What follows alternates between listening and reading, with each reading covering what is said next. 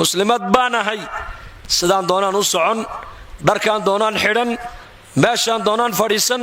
waxaan doonaan ismarin waxaan doonaan daawan waxaan doonaan ku sheekayn sidaan doonaan u dhaqmi muslimadna waan ahay may isma qabato kala reeb labadaas ilaahay fadligii waa galab khamiis ah jimca soo galay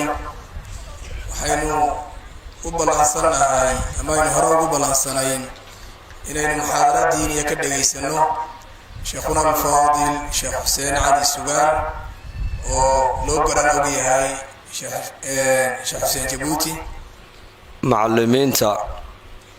inagu dadaalaysa hadday rag yihiin iyo hadday haween yihiinba ilaahay ha ka jazaaysiiyo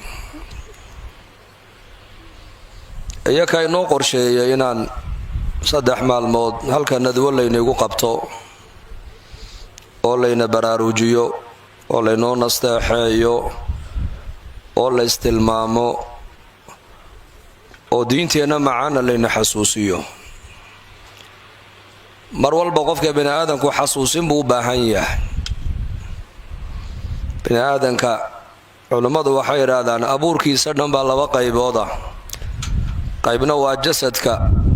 qaybna waa ruuxda weeyaan jasadku waa jidhka dhulka ayuu ka yimiday wixii dhulka ka soo baxana uu quutaa oo cunnada iyo acabka haddii jidhka laga daayo laga dhaafo qofku waxa uu noqonayaa qof taag yar buu noqonayaa oo jidhka bini aadanku wuxuu quutaa waa tacaamka cunnada weeyaan leanna asalkiisii baa turaab ah aadam calayhi salaam markii ilaahay uu ka hadlaya abuurkiisa carro ayaa laga sameeyey jasadkiisa bini aadanka inta kaleo dhanna waxaa laga abuuray waa carro uun manidan bini aadanka laga abuuray laga sameeyey asaaskeegu waxa weeyaan waa fitaamiiguna waa nafaqo weeyaanoo nafaqaduna cunnaday ka timaadaa cunnaduna dhulka unbuu ka soo baxaa oo waxa bini aadanku ay quutaan wax samada ka yimid ma jiro bariiska iyo cunnada iyo raashinka iyo masruucaadkaasoo dhan dhulkay ka soo baxaan dadna taasaa qofka bini aadanka jidhkiisu quutanaya qofka bini aadanku haddii uu dhintana isagana waa la celinoo meeshii uu ka yimid jidhkiisu ayaa lagu celin doonaa oo qofku markuu inaga dhinto waanaka dhulka u kala jaaxaynee ku celinaynaa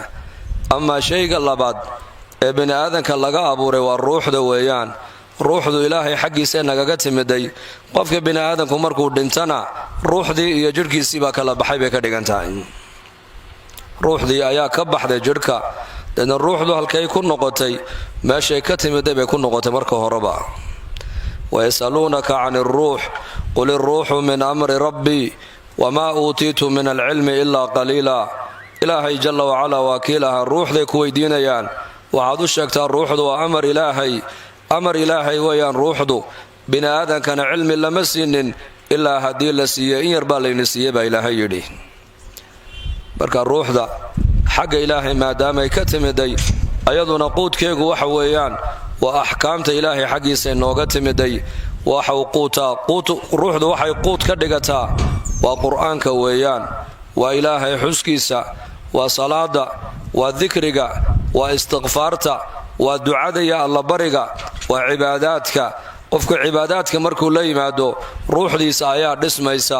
ruuxdu hadday cunadeedii ay heshana qofka bini aadamku markaasuu raaxaysanuu qaboobaya waa meesha ilaahay casa wajalla uu noogu sheegay aladiina aamanuu watadma'inu quluubuhum bidikri illaah alaa bidikri illaahi tadma'inu alquluub aladiina aamanuu kuwii ilaahay rumeeyey qulubtooda waxay ku xasishaabaa ilaahayhi waa ilaahay dikrigiisa maxaa laga wadaa waa ilaahay taacadiisa weeyaan alaa bidikri illaahi tadma'inu alquluub alaa intabihuu dhagihiinna fura baa ilaahayna leeyahay qalbiga bini aadamku kuma raaxaysto ilaa hadduu raaxaysto ilaahay taacadiisu ku raaxaystaa waa meesha nebigeennu calayhi salaatu wasalaam uu odhan jiray arixnaa biha yaa bilaal kaco annaka salaada inoogu raaxee wajucilat quratu cayni fi salaa meesha indhahaygu ay ku qaboobaan ee qalbigaygu ku raaxaysta buu nebigu yidhi waa salaada laga yeelay ee bilaalow salaada inoogu raaxee buu rasuulku odhan jiray marka bini aadamka labada shay buu ka kooban yahay, jasadka iyo ruuxda. jasadku qiimo ma leh, hadduu dhinto waa ka ciidda la iskaga celinayo. haddii qofka bini aadamka la duugi waayo la aasi waayana oo bannaankaa la dhigana isla markaaba dirxi buu qofku noqonayaa. dirxi oo qofka jidhkiisu qiimo ma leh. waxa qofka bini aadamka qiimaha u yeelaya waa ruuxda. ruuxduna waxay quud ka dhigataa waa ilaahay taacadiisa. marka diinta lagugu yeedhayo, ee iimaanka lagugu yeedhayo, ee salaada lagugu yeedhayo, ee diinta dib barashadeeda lagugu yeedhayo, ee ilaahay taacadiisa lagugu yeedhayo, waxay ka dhigan tahay kaalayo qofkaagani xagga qalbigaaga ka noolow oo ruuxdaada dhis bay ka dhigan tahay. hadduu qofku ruuxda uu ka dhismana qofkaasi adduunkan iyo aakhira wuxuu helayaa sacaaduu helayaa sacaadat addaarayn. ana alcasiiz man araada alciza falyutic alcasiiz baa ilaahay yidhi xadiis alqudsi. aniga ayaa qaaliba baa ilaahay yidhi, oo cid walba anigaa ka qaaliba. ciddii doona inay qaalib noqotona baa ilaahay yidhi, ciddii guul rabta ee ciziya sharaf rabta baa ilaahay yidhi aniga unahay adeecan baa ilaahay yidhi, cid kale adeecina ilaahay adeecin.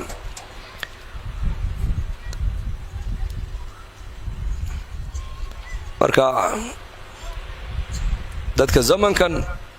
iyo dadkii hore ee wanaagsanaa maxaa farqi inoo dhexeeya? aayadda qur-aanka alyawma akmaltu lakum diinakum wa atamamtu calaykum nicmatii waradiitu lakum alislaama diina. ilaahay casa wajalla ayaa lahaa maantaan diintiinna inii dhammaystiray, nicmadaydiina maantaan dushiinna ku taam yeelay, islaamnimadaana aniga raalli inigala noqday baa ilaahay yidhi. aayadda qur-aanka markii nebigeenna calayhi salaatu wasalaam iyo saxaabada dushooda ay ku soo degaysay waxay ahayd xajat alwidaac. fii yowmi carafa nebigu carafo taagan ayaa aayadda qur-aanka nebiga dushiisa lagu soo dejiyey. wa atamamtu calaykum nicmatii, nicmadaydii maanta ayaan dushiinna ku taam yeelay. nicmadda saxaabada dushooda lagu taam yeelay tan innaku aan nicmad u naqaano maaha. inagu maanta nicmad haddaan maqallo hebel ilaahay baa u nicmeeyey, heblaayo ilaahay baa u nicmeeyey. marka nicmad uu qofku maqlaba maskaxdeenna waxa markaaba ku soo degdegaysa waa qof maasha allah gabadh dhaqaalay leedahay, aqal weynna way gashaa, nin mansab iyo magac iyo maallana waa u dhaxday. taasaa markaaba maskaxdeenna ku soo dhacaysa. may nicmad maaha taasi. nicmadda adduunyada ilaahay casa wajal cid walba uu siiyaa, gaaladaa ilaahay xaggooda u badiya welibana. laakiin nicmaddan qur-aanka uu sheegayo waa nicmat aliimaani waalislaam. iimaanka iyo islaamnimada weyaan wuxuu qur-aanku sheegayo. aayadda qur-aanka maalintay nebigeenna calayhi salaatu wasalaam iyo saxaabadiisa dushooda ay ku soo degtay, bal in yar baa noloshooda wax ka taabanayna iyo dhegaysta noloshay ku noolaayeen. caaisha radia allaahu canha ummalmu'miniin waxay tidhi bil baa noo bilanaysay, haddana bil labaad baa noo bilanaysay, haddana bil saddexaad baa bilanaysay. waa 60 habeen iyo 60koogii maalmooda waxaana soo maraysay aqalada nebi maxamed calayhi salaatu wasalaam, dhari aanan dab la saari jirin. markaasuu curwa ku yidhi habar yarode maxaad ku noolaydeen haddii 60 habeen iyo 60 maalmood dhariga dab aanan la saari jirin, maxaad cunayseen oo quud ka dhiganayseen? waxay tidhi attamru walmaa, labada madmadow baan cunto ka dhiganaynay tidhi, waa timirtiiyo biyaha ayaan ku noolayn bay tidhi, timirta iyo biyaha. walaakiin nebigeennu calayhi salaatu wasalaam jaar fiican oo reer madiine ayuu lahaayo xoolaha irmaane caanaha lay nebiga u keeni jireen. markaasuu nebiga caanaha looga maali jiro, caanahaasuu nebigu cabbi jiray. amaa reerihiisu sagaal reer ayaa waxaa soo maraysay 2 bilood oo isku xidhiidhsan inaan dheriga dabkaba la saari jirinba. gurigiisa ayuu nebigu sala allahu calayhi wasalam guriga caaisho maalin soo galay, wuxuu arkay maaragtaanay firaash liif laga buuxiyey oo dulya aqalkiisa yaalla. markaasuu nebigu ku yidhi caaisha, firaashkan waa maxay oo halkuu ka yimiday? wuxuu idhi heblaayo reer madiine ayaa noo timiday, deedna firaashkaad ku seexanaysa markay aragtay ayay hadyadkan kugu soo dirtay iyay ku tidhi. markaa buu nebigu yidhi ruddiihi ya caaisha, gabadhaa gogasheeda iiga celi. fawallaah, ilaahay baan ku dhaartee low shi'tu la ajara allaahu maciya aljabaala adahaba waalfida. haddaan anigu adduunyo aan doonaayo buuraha magaalada maka, buuraha maka iyo buuraha madiine dhexdooda ku yaalla ayaa dahab intoo layga dhigo way garab socon lahaayeen buu nebigu yidhi calayhi salaatu wasalaam.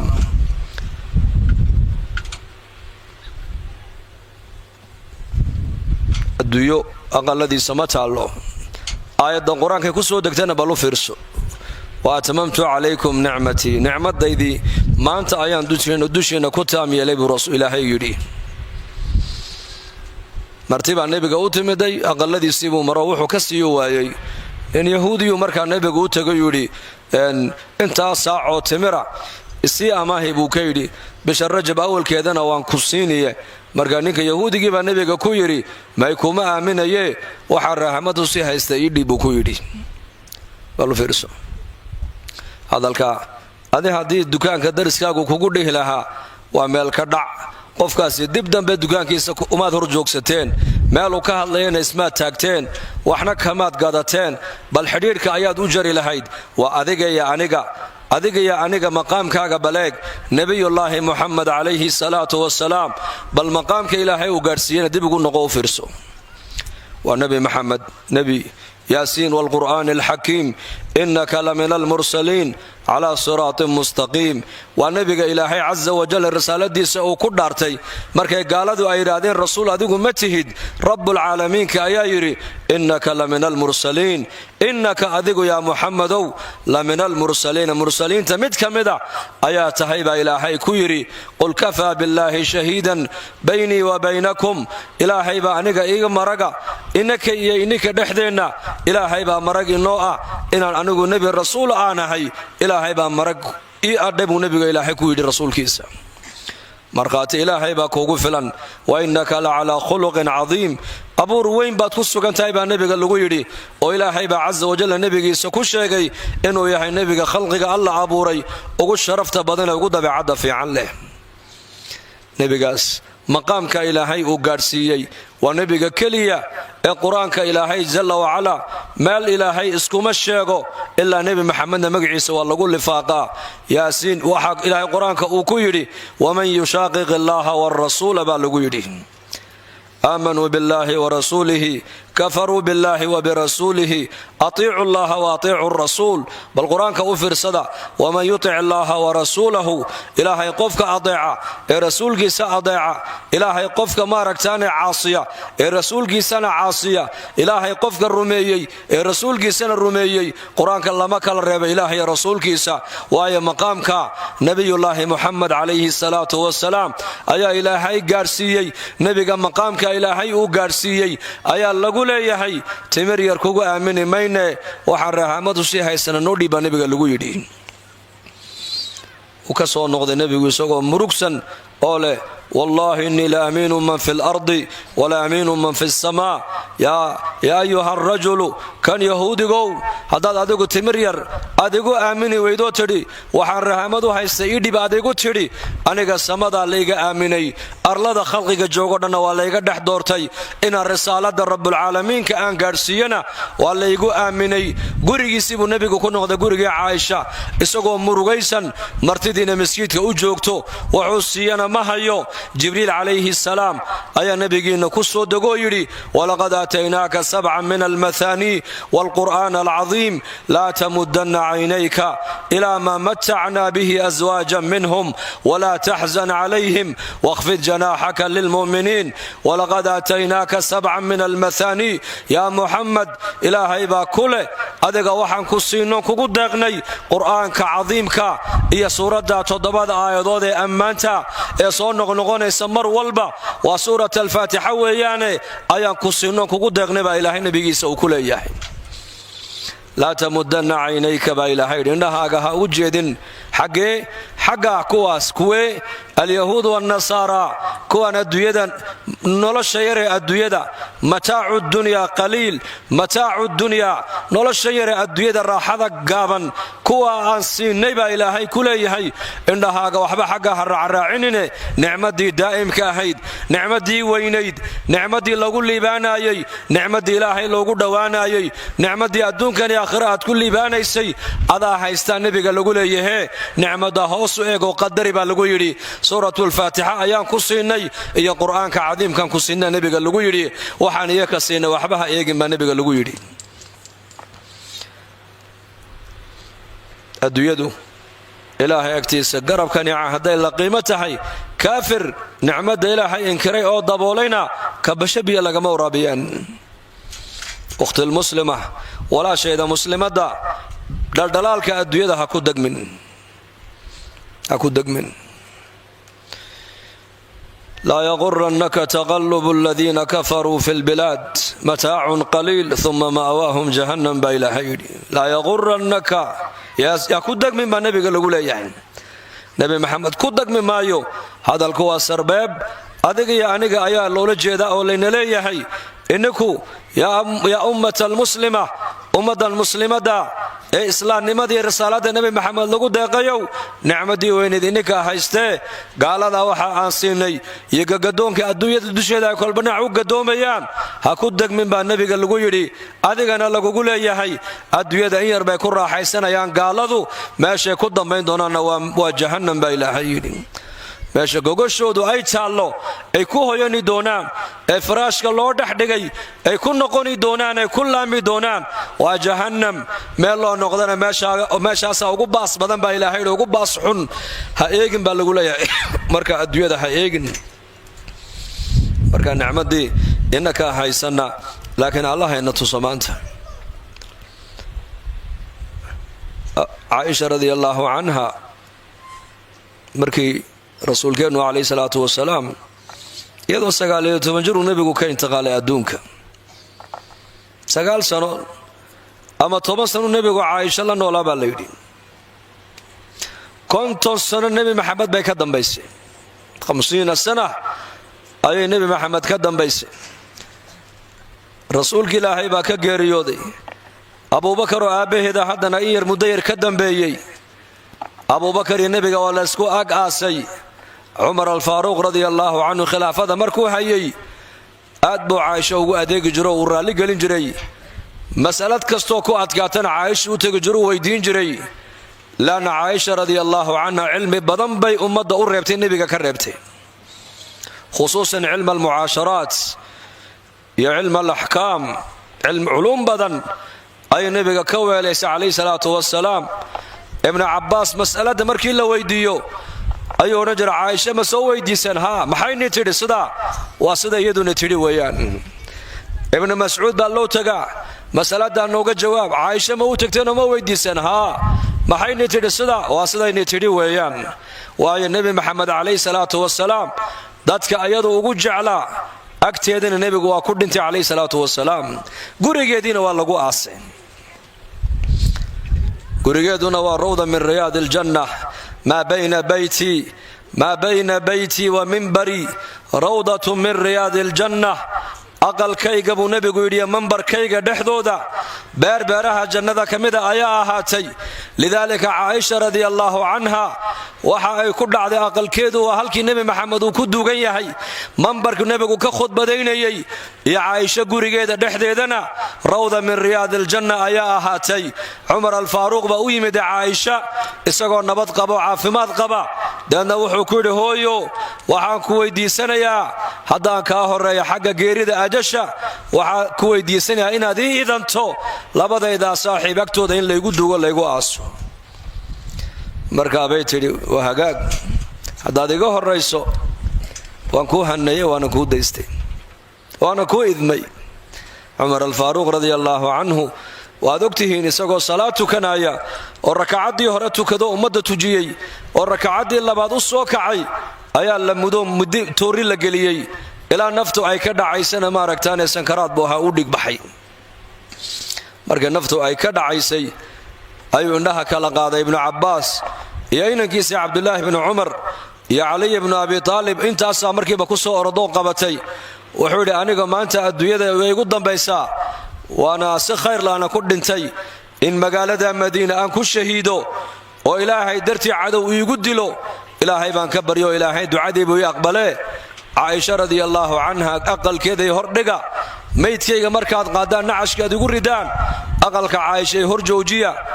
galow ruqsadii weydiiya in labadeydii saaxiib agtooda laygu aaso intii aan caafimaadka qabina waan weydiistay way ii idantay hayde si walba way dhici kartaa inay ilowdana way dhici kartaaye iga idan qaada buuhi markaasaa naftii markay ka dhacdee nacashka la soo saaray cumar ayaa aqalkii caaisha la hordhigay magaalada madiina qof ma joogo ilaa cumar waa u ooya radia allaahu canhu limaada saaxibu rasuulillaahi sala allahu calayhi wasalam ninkii cadaaladii islaamnimada adduunyada ku camiray ayaa maanta ka geeriyooday magaalada madiina. aqal walba oday iyo inan iyo islaan iyo maaratan inan iyo gabadh intuba waa la geeriyeysan yahay, waa la ooyayaa. waxaa loo malaynayaa mar labaad nebi maxamed inuu adduunyada ka dhintay sida cumar loogu ooyay dhimashadiisa. markaasay u galeen, yaa umma almu'miniin, cumar baan sidnaa janaasadiisii, meydkii cumar baan sidnaa. weliba cumar baa kala dardaarmoo yidhi, amiirkii mu'miniinta hay odhanina, waayo khalaas naftu hadday iga dhacdo anuu amiir mayhiya, anoo cumar ah oo addoon ilaahay ah ayaa ilaahay la horgeynaya oo layla xisaabtami doonaaye iga ijaaso qaada. markaasay ku yidhahdeen, cumar alfaaruuq, addoonkii ilaahaya cumar meydkiisii baan wadnaa, waxa uu rabaa labadaa saaxiib agtooda in lagu aasee, ma u idmaysaa ma u fasaxaysaa? markaasay tidhi, haa, intuu caafimaadka qabin u weydiisto waan u ijaaseeyey, haddana waan u ogolaaday, anaa u soo dhaafaye ii kaadii bay ku tiri, aqalka alaabtaan ka soo qaatay. alaabtay soo qaadatay kula tahay? innagana maanta guryaheenna, bal waxaa guryaheenna yaalla eegaya, guriga Caaisha wixii yaalla dhegaysta. way ku noqotay maro suufa oo aad u weyn ayay soo hagoogatay, way ka soo baxday. aqalkiiba loo weydaartay, waxaan marada ay huwatee ka ahayn oo alaabo aqalka taalamaba jirta baa la yidhi. subxaan allah. mara suufa, dhinacna way goglanaysay, dhinacna way huwanaysay, habeenkiina halkaabay qiyaamka ku tukanaysay. waxaa agteedana ku duugan aabbaheed abibakrin sidiiq radia allaahu canhu iyo zawjkeygii muxamed calayhi salaatu wasalaam. innagana maanta guryaheenna ka warrama. guryaheenna materiyaal baa ka buuxa, laakiin guryaheenna acmaali kama buuxdo maanta. guryaha nebi maxamed calayhi salaatu wasalaam qur'aan baa ka buuxay. qur'aan, wadkurna maa yutlaa fii buyuutikunna min aayaati illaahi waalxikma ina allaha kaana latiifan khabiira. wadkurna maa yutlaa fii buyuutikunna, ilaahay baa le qadariya oo garta oo nicmadaasi qalbigiinna ha ku weynaato. waa nicmadee? aayaadka ilaahay aqaladiina dhexdooda nebigu ku akhrinayo. jibriil baa u imanaya nebiga calayhi salaatu wasalaam, weliba inta badan jibriil aqalka uu iman jiray waa markuu nebigu caaisha uu la joogo. halkaabay jibriil iyo nebigu qur-aanka ku darsi jireen. qur-aanka aqaladiina dhexdooda lagu akhrinayo, nebigu ku akhrinayo, iyo sunnada nebi maxamed oo aqaladiina dhexdeeda uu kaga dhaqmaayo. nicmada qadariya oo weyneeya baa lagu yidhi. aqaladooda adduunya ma taallo, weelal badanna ma yaallaan, gogol badanna ma taallo, dhar badanoo marka la meedhayana hudheedh la moodana ma yaallo. aqalada waxaa yaallay diin baa taallay, diin. halka maanta aqaladeenna innaka ay ka buuxdo alaab baa ka buuxda. made in china, alaab jaynuhu ay soo sameeyaan oo wixii dhaqaalo aan lahayn oo dhan aan ku bixinnay ayaa aqaladeenna ku burburaysa, ku dayacmaysa. halka qaraabadeediina gaajo u dhimanayso, halka jaarkeennu gaajo ay la gaajoonayaan, ayaa maanta guryaheenniina alaab iyo maaddo aan ku faanaynaa. ittaqullah, ilaahay ka baqa, khaasatan haweenow,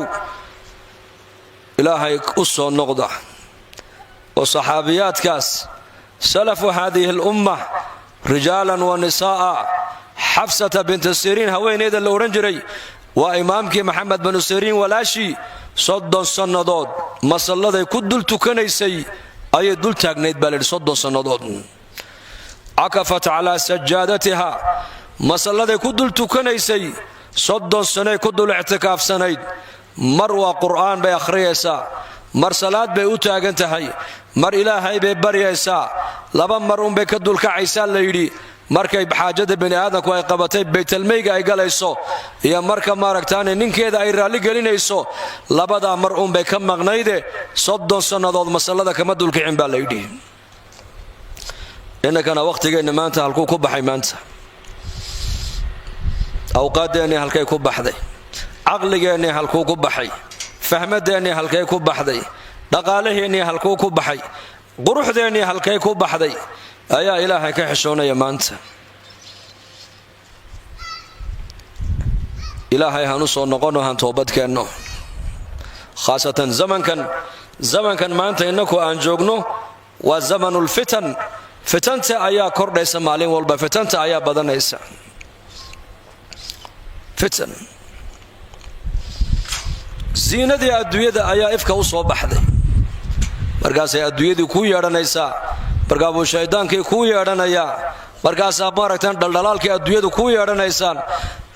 markaasaan adduunyada qiimaynaynaa. markaasaa dadku maanta adduunyada isku naceen,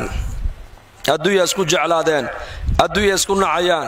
adduunya ku dagaalamayaan, adduunyaan u kala badinaynaa, adduunyaan ka fikiraynaa, adduunya qalbigeenna inaga gashay. xataa ilaahay waxaan ka raalligelin kari weynay, adduunyadii bayna jiidinayso ilaahay inaan raalligelinayno u diidan. man taaba qabla an tatluca ashamsu min maqhribiha taaba allaahu calayhi. cadceeddu halka ay ka dhacdo inta aynan ka soo noqon, qofka rabbigii u soo noqdee toobadkeena, ilaahay isagana waa ka toobad aqbalaa buu nebigu yidhi calayhi salaatu wasalaam. laba marxaladood qofka bini aadamku intayna la soo dersin hadduu toobad keeno, ilaahay toobadda waa ka aqbalaa. inta cadceeddu galbeedka ayna ka soo noqon, maalin baa imani doonta cadceeddu galbeedka ay ka soo noqonayso. hadday cadceeddu halkay ka dhacday ay ka soo noqoto, albaabkii toobadda u xidhme ogow. wa cinda alqarqara, halkaa dhuunta markay naftu ku soo ururtana, halkaa markay naftu soo gaadho, hadduu yidhaahdo qofku xilligaa baan toobad keenayaa, toobaddaasi ma socotee ogow. waa markii fircawn calayhi lacna, xataa idaa adrakahu algaraq qaala aamant annahu laa ilaaha ila aladii aamanat bihi banuu israa'iila wa ana min almuslimiin al'aana waqad casayta qabl wa kunta min almufsidiin. markii qaraqu haleelay fircoon ee naftiisii halkaa dhuunta ay ku soo ururtay, ee xaqiiqadii hortiisa ay timiday, ayuu yidhi haddaan toobad keenay, haddaan garanayaa inuu rabbi kale uusan jirin, rabbiga muslimiintu ay caabudayeen mooyaan. ilaah xaq lagu caabudaa ma jiro, hadduu jirana waa ilaahay reer bani israa'iil ay caabudayeen, aniguna fardi muslimiinta ka midaan ahay buu yidhi. markaasaa lagu yidhi ma maantaad ilaahay garatood u soo noqotay, sawdigii adduunka dusheeda ilaahay ku caasiyey, ee arlada fasaadiyey, ee mufsidiinta ka mid ahaama, toobadaada laga aqbali maayo. maante jidhkaagana waan badbaadinaynaa, si kuwa adiga kaaga dambeeya mutakabiriinta aad aayadii cibro aad ugu noqota baa lagu yidhi. waa kaa maydkiisii masar ayuu dhex yaallaa, waa la daawadaa. gaalada bilaa caqliga waxay yidhaahdaan geeduu ismariyuu cunayo, jidhkiisii isma bedela ilaa imika. walaakiin waa caqli ma leh. gaalada ilaahay baa noo sheegoo yidhi laa yacqiluun, laa yaclamuun, laa yafqahuun. qur-aankaa ilaahay noogu sheegay waxba kasi maayaan, waxba garani maayaan, waxba aba yaraatee fahmi maayaan. caqli male baa ilaahay yidhi waa bilaa caqli. laakiin fircoon geedana ma cunin, dawana ismuu marine. waa aaya min aayaati illaahi caza wajalla, aaya min aayaati illaahi baa ka daahirto. dadka mutakabiriinta kibirka badan ayaa la leeyahay ku cibro qaado. ina rabbaka labilmirsaad, ina batsha rabbika lashadiid, inahu huwa yubdi wa yuciid, wa huwa alghafuuru alwaduud dulcarshi almajiid facaalun lima yuriid. rabbigaa addoonkiisa dhufays buu ugu jiraa, maalin buu ilaahay ku qaban doonaa. hadduu ilaahay ku qabtan ilaahay ka baxsan maysida ogow, ilaahay kama baxsan karayno. ikhwatii wa akhawaatii wa ummahaatii wa banaatii, waxaan naftayda iyo lafihiinna kula dardaarmayaa, waxaan toobadkeenno ilaahay aan u soo noqonno, oo mujtamaceennan sidoo u socdo sidii saxdaa maaha, sax maaha. muslimad baan ahay, sidaan doonaan u socon, dharkaan doonaan xidhan, meeshaan doonaan fadhiisan, waxaan doonaan ismarin, waxaan doonaan daawan, waxaan doonaan ku sheekayn, sidaan doonaan u dhaqmi. muslimadna waan ahay, may isma qabato. kala reeb labadaas, kala reeb.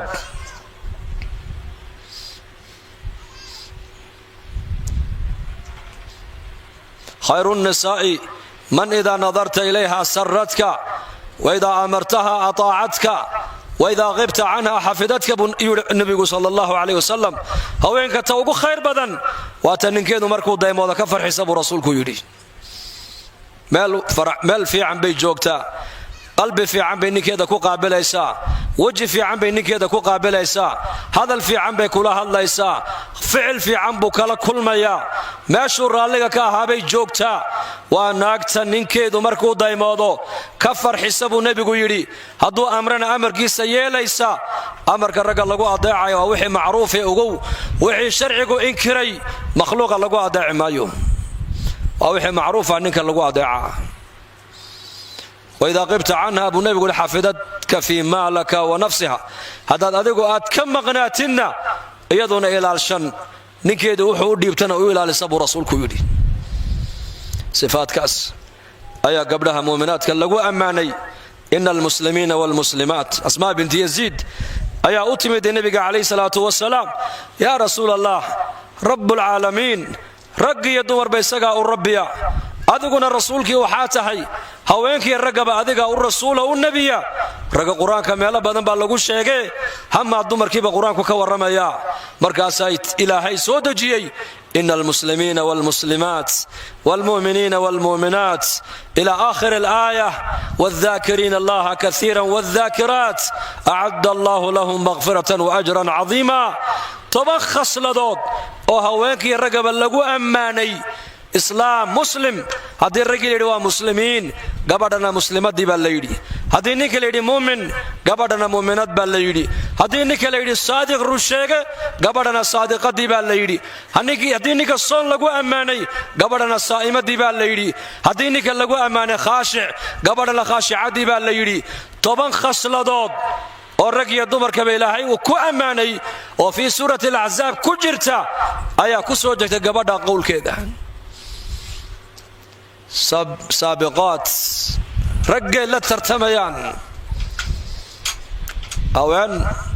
urur haweenaa nebiga u yimid calayhi salaatu wasalaam yaa rasuul allah raggii jihaadkiibaa ummaddan lagu farad yeelay raggu jihaadkiibay tegayaan xajkiibay tegayaan sakadiibay bixinayaan addoommihiibay xoraynayaan de jannadii iyo darajaadkii sare ee jannada ayaa la tegay annaguna dumar baanu aqalladii baan fadhinaa laakiin maqaamka ragga ay gaadheen sideen aakhiro u gaadhaynaa ula tartami karnaa bay tidhi markaa buu nebigu yidhi alla gabdhuhu caqli badana sidaaba inaad u fikiraysaan umaan malaynayne haddii raggiinu jihaadka ay u baxaan marka raggu jihaadka ay aadayaan ee xajka ay tegayaan ee sakada ay bixinayaan ee addoommahana xoraynayaan haddii ininkuna raggiina aad adeecdaan xaqa ay nagu leeyihiinna aad u qirtaan camal kastoo raggu ay qabtaan ajarkana waad la leedihiin buu rasuulku yidhi taacatu aswaajikun wa macrifatu fii xuquuqihim buu nebigu yidhi sal alla alay wasalam hadal macnihiisu ahaa waxaad ku mutaysanaysaa adiguna ninkaada inaad jannada halka uu ka galaba aad la joogsato waa inaad yeelataa taacatu zawj gabadha waa inay ahaato gabadh mutiicado ninkayga u dhega nugul xaqa ninkaagu kugu leeyahayna u qir xaq waad ku leedihiin ragga xaqiina hadday garani waayaanna ilaahay baa kaaga goyn adiga adugu sabir xuquuq baa laysku leeyahay diinteenna macaan qof walba xuduud baa u yeeshay qof walba waa inuu gartaa xadkiisa khaasatan gabdhuhu kaalin muhiima ayaad ummadda ugu jirtaan kaalinta ininku booska aad ku jirtaan raggu ma gali karayaan mas-uuliyadda ummadda aad u haysaan ma qaban karayaan raggu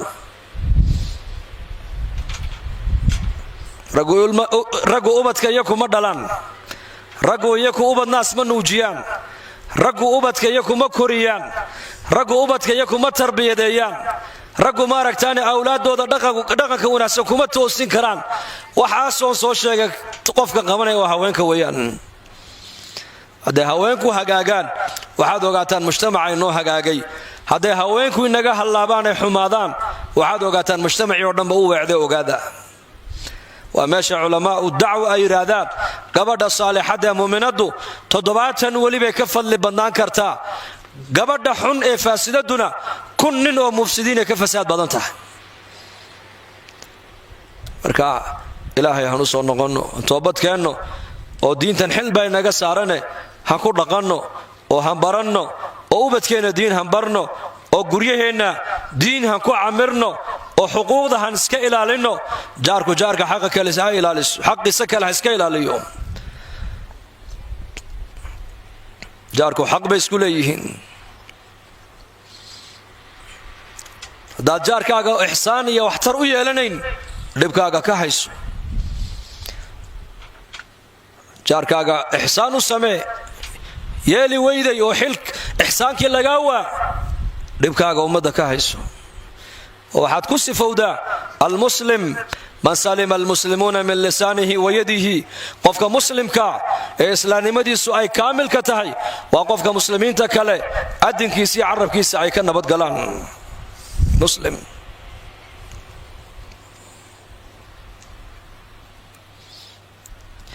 laa yadkhulu ljannata buu nebigu yidhi qaaticun qofka riximkiisa gooyey janno ma gala buu rasuulku yidhi laa yadkhulu ljannata nammaamun qofka daradaraalaha kanna hadal ka qaada kan kalena hadal kale u geeyo qalada ee dadka madaxa isku geliya isku dhifta kaana jannada ma gala buu rasuulku yidhi laba qabri buu nebigu kor yimiday calayn qoyan buu qaaduu ku kala taagay labadaa qabri cidda ku jirta waa ku cadaaban yihiin camal weynood sidaa u sii weyna laguma cadaabaye kana waxaa lagu cadaabayaa marka tahaaradda aad iskuma tahirayn oo bowl iyo kaadida iskama hagaajin jirin kana wuxuu ahaa daradaraalo ah qofka dadka hadalka u kala qaada buu ahaa ee dadka isku dira labadaa camal baa lagu kala cadaabayaa buu rasuulku yidhi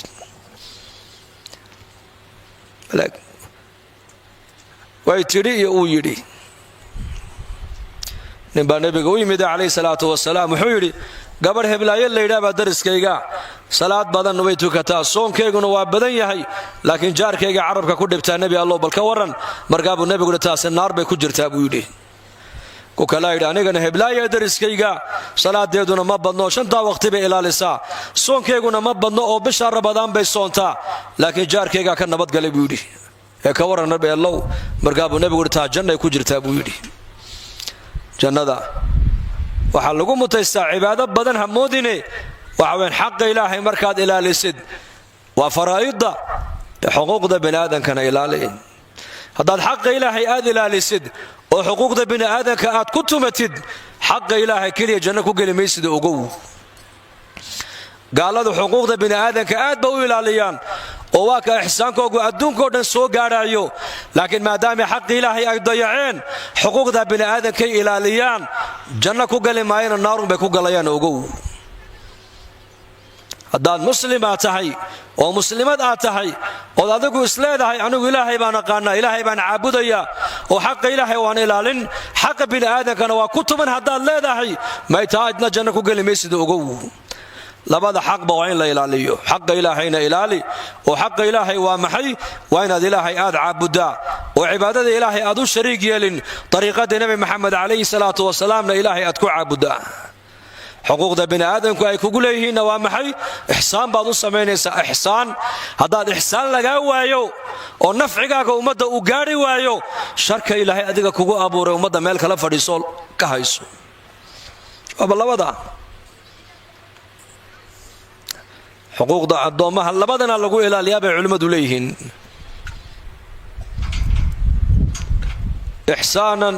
ixsaanaka ilayhim wa isaa'atuhum ilayk ixsaanaka ila annaas dadka ixsaanka ilaahay adiga uu kugu abuuray ku deeq ummadda cilmi baa ilaahay ku baray cilmiga bar akhlaaq wanaagsan baa lagu siiyey akhlaaqda wanaagsan ummadda la dhex soco dhaqaala ilaahay ku siiyey dhaqaalahaaga ku xidhiidhi ummadda caqli iyo karti baa ilaahay ku siiyey caqligaaga kartidaada ummaddaada wax ugu qabo jaarka xaqiisa ilaali haddaad ixsaankii aa ilaahay kugu abuuray ummaddu ay kaa weydo shar baa haddana kugu abuurane sharkaaga ummadda meel kala fadhiiso oo adinkaagana ha ku dhibin oo carabkaagana ummadda ha ku dhibin waa ku nabadgali saxaabigii u yimid ee nebiga yidhi yaa rasuul allah ila dardaaran markaa buu nebigu yidhi amsik calayka lisaanaka carabkaaga qaba buu nebigu ku yidhi wabki calaa khatii'atika adiga gafka kaa dhacayna la oy dadka kale dunuubtooda adiga lagu weydiini maayo adiga aakhire dembigaaga lagu weydiiniye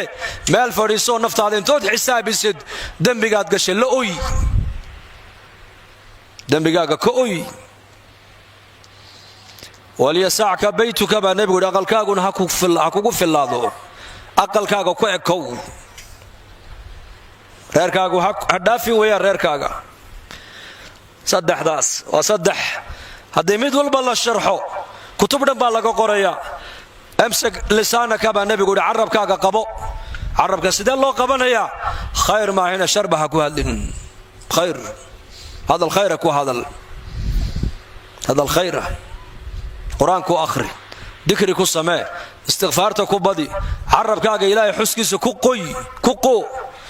laa yazaalu lisaanuka radbun bidikri illah ku xidh carabkaaga waxaa lagu qayidaa oo lagu qabtaa ilaahay dikrigiisa haddaad dikriga ilaahay ku xidhi weydid shaydaan baa ku hadlayo hadalkaasi meel kalu kuu fogayn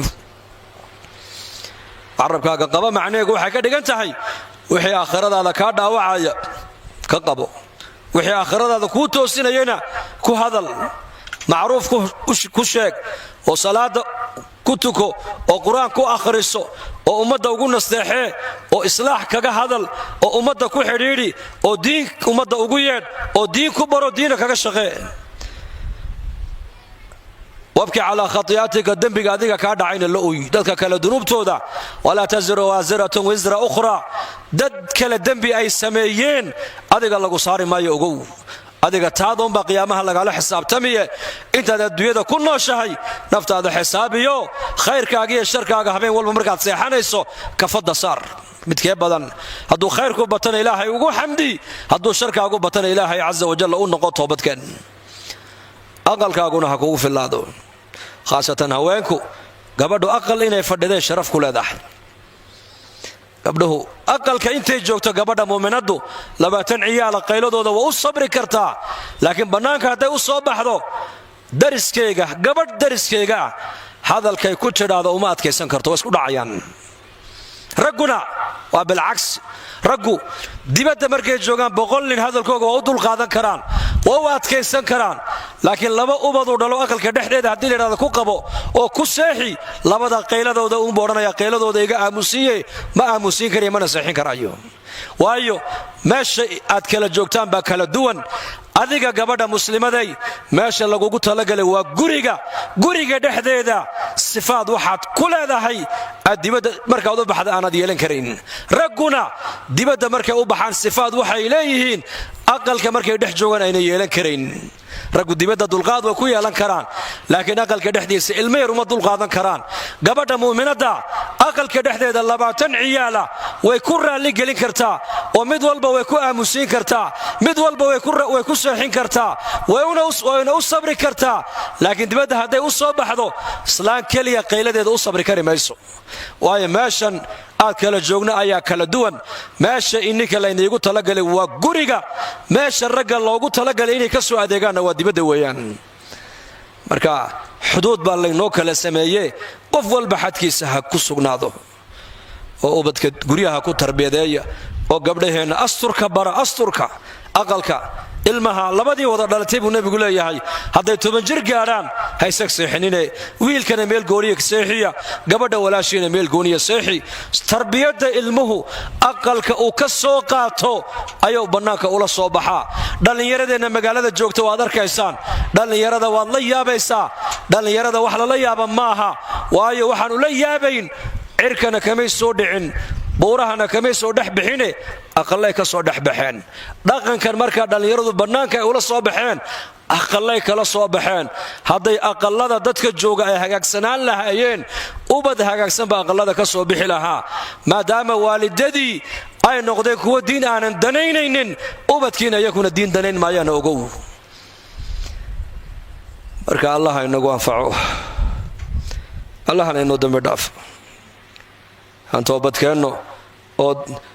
dadaal baa inaga muuqdo oo waa dadaalaysaan runtii markas almarwa macallimiinta rag iyo haween baa runtii dadaal baa ka muuqda dadaalkooga ilaahay dayaci maayo jamaacaddeenna iyo dadkeenna ku xidhanna ayadana dadaal baa inaga muuqda sidaad khayrka u soo ajiibteen eed u danaynaysaan inkuna sii kordhiya oo mar alle markii kulamada caynka ay laynoo qabanayo keligaa ha imanine haweenka dariskaagaa soo wad nahiblaayo ina mari oo khayrka shaqadiisa ragga iyo macallimaadka ha ku eegina keligoode diinta xil baa inaga saarana diinta ha ka wada shaqayno hada wabillahi tawfiiq wa sallallahu ala nabiyina muhammad